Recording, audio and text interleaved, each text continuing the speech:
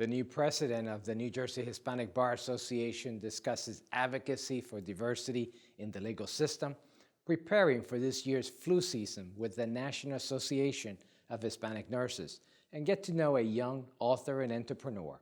It's all here on the next Latino in Motion. Join us.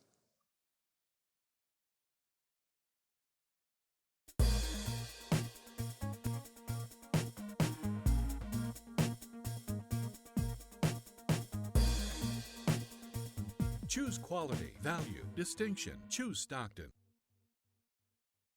Latino Motion with Bert Lopez is presented by Latino Motion Public Affairs Media, a New Jersey nonprofit corporation, and Stockton University. This edition of Latino Motion with Bert Lopez is brought to you by the HD Studios at the campus of Stockton University. Funding for Latino Motion is provided by Atlanticare, healthcare you can believe in. Atlantic City Electric, energy for a changing world. And South Jersey Gas. Welcome to Latino Motion, a weekly interview show highlighting issues impacting New Jersey's Latino community while advancing understanding of Latino cultural heritage and contributions to our society. And here is your host, Bert Lopez. Buenos dias, and thank you for joining us today. The Hispanic Bar Association of New Jersey is advocating for diversity in the legal system here in New Jersey. Joining me is the president of the Hispanic Bar Association, Carlos Boyard. Carlos, welcome to Latino Motion. Happy to be here, Bert. And I should say congratulations on being elected as the president. You just recently got elected, correct? Correct. I'm only 3 weeks on the job. Now, tell me a little bit about yourself. I know that you're a practicing attorney locally. Tell me a little bit about that. Correct. I've been practicing law about 17 years. Born in Nyack, New York, to Dominican mother, Cuban father. Raised in southern New Jersey, Gloucester Township. Lived here most of my life. And I work at Archer and Greiner practicing environmental law. Well, and it's good to see that there is a South Jersey president for the bar, because usually North Jersey individuals that get the helm as the president. So it's good to have that representation. It's my pleasure. It does involve going to North Jersey quite a bit. I put a lot of miles on my car, but it's a fantastic job to have. Now, advocating for diversity in the legal system is obviously one of your priorities. Tell me a little bit about how you go about doing that. Well, Latinos are underrepresented in the legal profession at all levels. There are not enough Latinos who go to law school, not enough Latinos graduating law school, not enough Latinos progressing to leadership positions, regardless of what position they may have in the legal profession. We advocate for more diversity and inclusion in private law firms, in public jobs, government jobs, and most specifically in the judiciary. We have a judicial prosecutorial action committee where we vet judicial and prosecutorial candidates. Once they get our endorsement, we do a lot of work to advocate on their behalf. We meet with the governor's office, we meet with the local legislators, we meet with the New Jersey State Bar Association, and we aggressively advocate for qualified, highly skilled attorneys to take the bench across the state. And that's very important to have that diversity, and certainly we need to see more of that diversity in that judicial system. In New Jersey, Latinos represent about 19% of the population. We have fantastic, amazing Latino judges across the state, but there are way too few.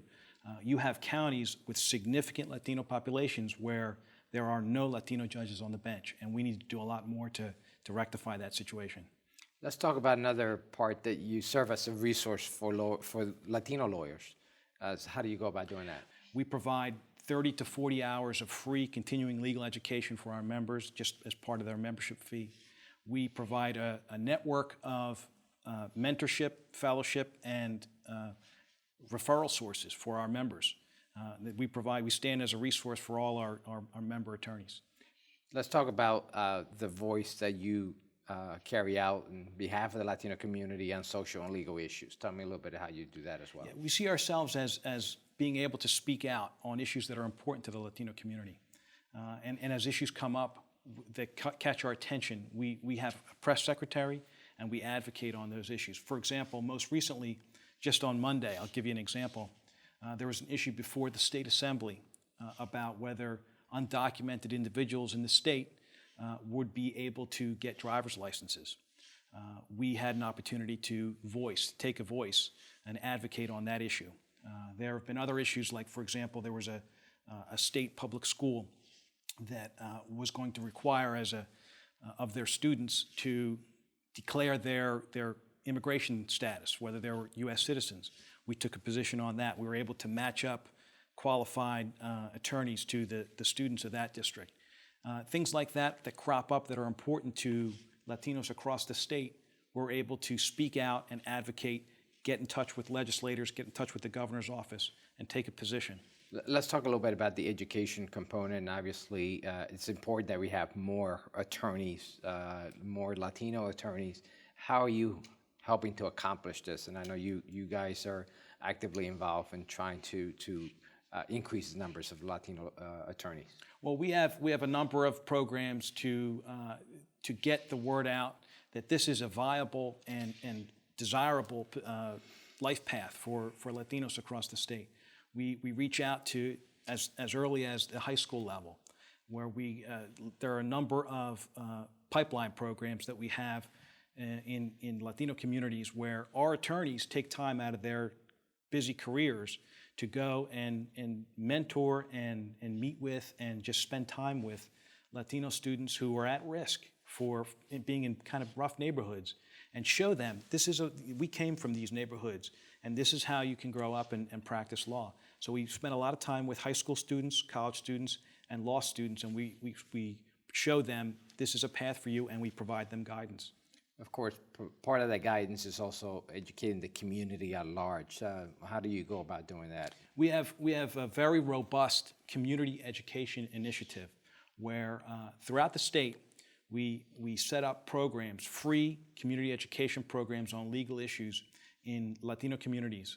For example, coming up, we're going to have one in Vineland, we're going to have another in Camden, we have another in Newark, and another in Elizabeth, where our member attorneys set time out and they provide free legal advice on issues that come up frequently: expungement, immigration, criminal law, things like that, and allow people to ask general questions and meet with attorneys privately.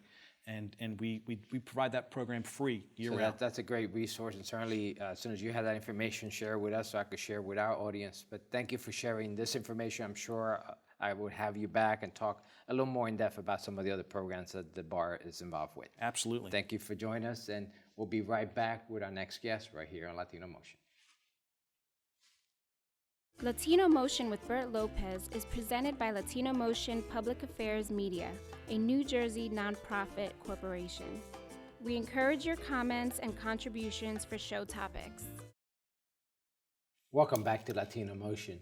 I have the pleasure of continuing our series with the National Association of Hispanic Nurses, the Garden State Chapter. Joining me is Deanna Velez to talk about preparing for this flu season. Deanna, welcome to Latino Motion. And this is certainly the time of year that people are talking about getting vaccinated to prevent and getting a cold, getting the flu. Tell me why it's so important that we get that vaccination. Okay, so the importance of the vaccine is that that's the best way to prevent from getting the flu. You're not only protecting yourself, but you're protecting the people around you, including your family. And people is talking about the flu season because the flu season just started. It usually runs from October until March. Now, the thing about the vaccination, that you have to do it every year. Why do you have to do it every year? Every season, the flu there are different types of viruses, and every season changes and mutates. So the researchers try to find the vaccines based on the viruses that they think they're going to be more common during this type of year. Now, another misunderstanding, if you will, is that some people say that when they get the flu shot, they get the flu or they get the COVID. Is that really so? No, that's not true. I know a lot of people think that, but there is no way you can get the flu from the flu shot. The vaccine that you get, the virus has been inactivated, so it cannot cause the flu. maybe the people had the flu before, because you could still have the flu and don't show symptoms until maybe 2 or 3 days after, but you do not get the flu from the flu vaccine. You may feel a little bit sore in that area and a little bit of body aches. That's the way your body responds to the flu vaccine, but you won't get the flu. Let's talk about the flu versus a cold. Is there a difference? The difference is really hard to know if you have a cold or a flu. The symptoms are very similar, like body aches, runny nose, cough, but with the flu are more intense. With the flu, you can also have diarrhea, vomiting. So either way, if you're not sure if you have the flu or the cold, but if you're having these severe symptoms like high fever, you should look for your doctor and go and see your doctor. Now, let's talk about the ways that we could prevent. I mean, obviously, vaccination is very important, but what other things should we be thinking about to prevent getting the flu? Wash your hands often. Make sure your house and your work areas are clean and you disinfect frequently. Don't be around sick people, especially if you know they're already sick, even if they're family members. I understand you have to take care of them, but if you can stay away from them, that will be better. And also cough. I mean, when you're going to cough, protect yourself. One of the things that we want to be clear is what to do when you do get a cold. So if you do get either a cold or the flu, you should drink enough fluids, rest, stay home. Don't go to work, don't go to school, stay home, and eat well during that time. If you already have a chronic condition, then you should call your doctor, because there are antiviral medications that can be given to prevent complications, either if you have the flu or the cold. Not everyone listens to that advice, particularly about going to work, and sometimes you do have coworkers that come in and they're coughing and so forth. Anything that you could do to prevent you from getting it in the workplace?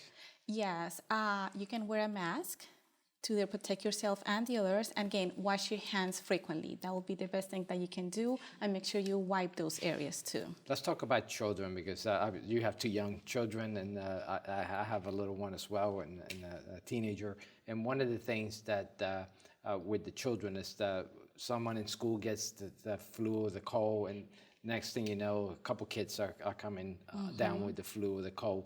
Anything that could be done there?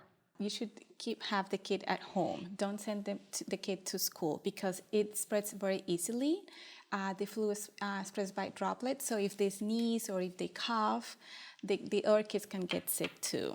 So the best thing will be to keep the kids at home. And in school, I know they use a lot of sanitizers and they wipe the work areas too, and that helps to prevent from the other kids getting the flu too. So you certainly lead by example, and if your daughter's sick, keep them home.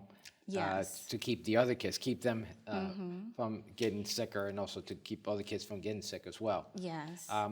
The vaccination, not so expensive, and now you could get them basically everywhere. You go to drugstore, Walmart, or any place and really get the flu vaccination.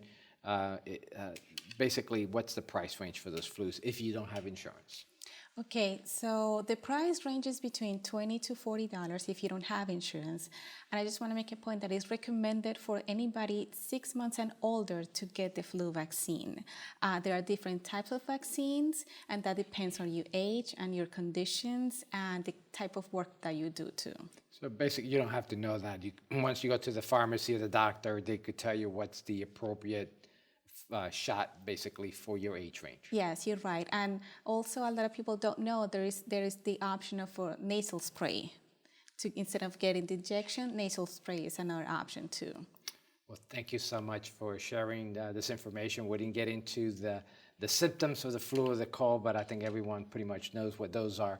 Just be prepared, take the vaccination, and take the appropriate action when you do have the flu or the cold. Thank you so much for joining us here once again on Latino Motion. We'll be right back with my next guest. Join us online at www.latinomotion.tv. Find us on YouTube, Facebook, and Twitter. Welcome back to Latino Motion. We will now close out the show with my next guest, previously recorded. It's a young author and entrepreneur, Makeba Green.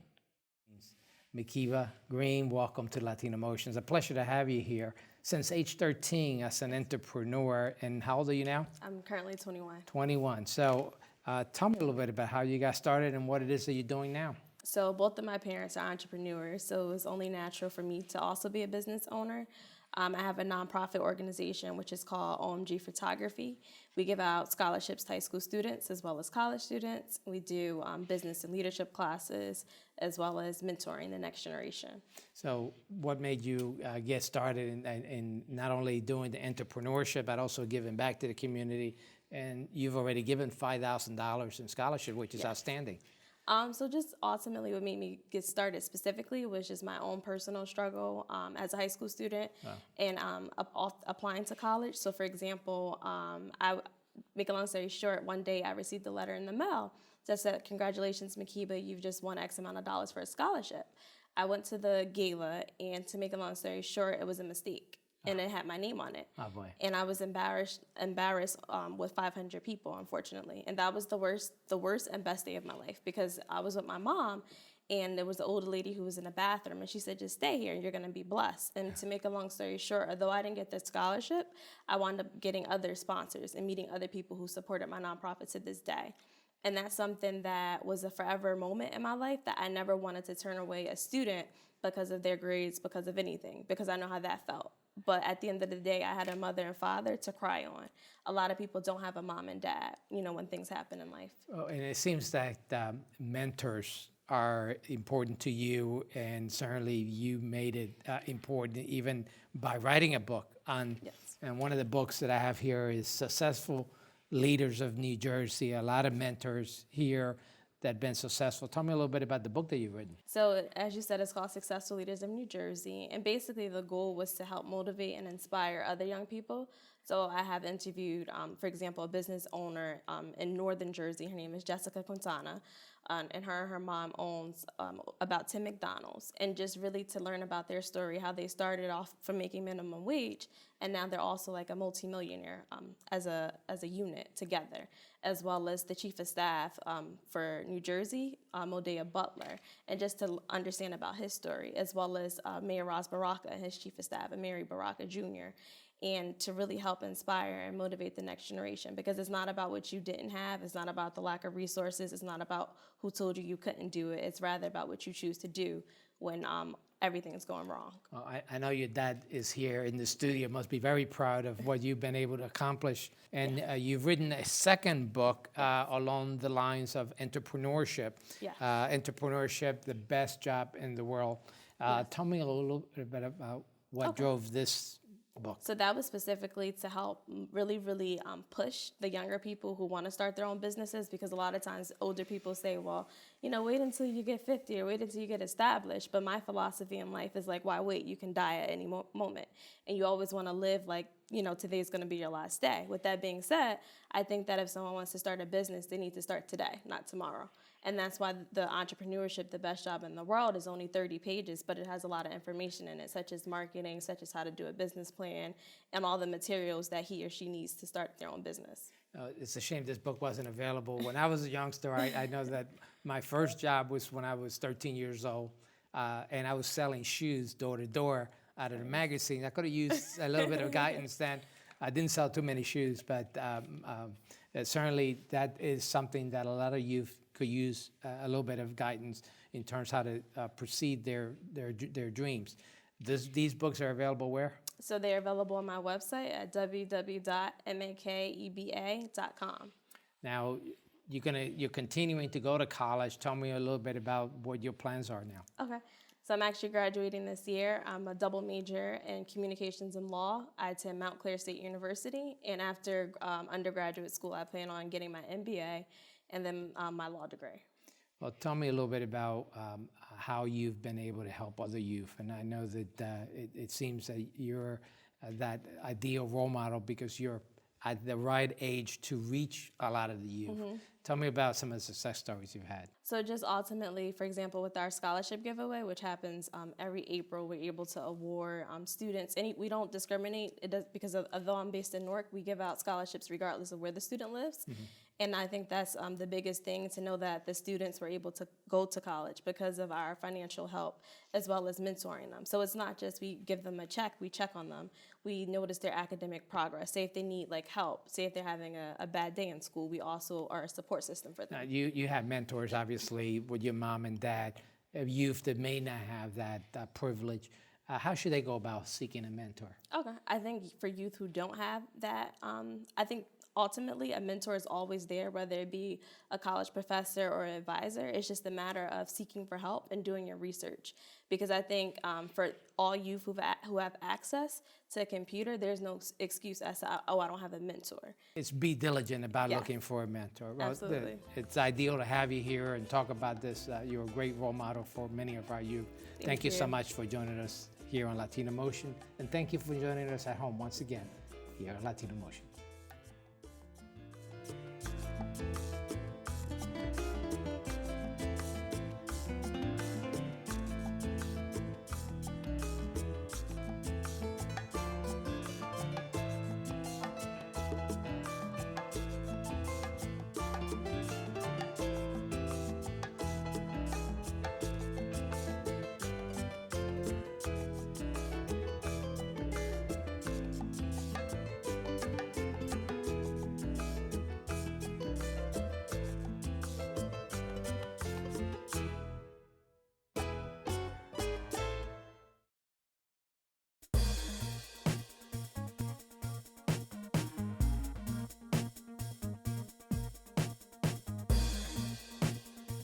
Choose quality, value, distinction. Choose Stockton.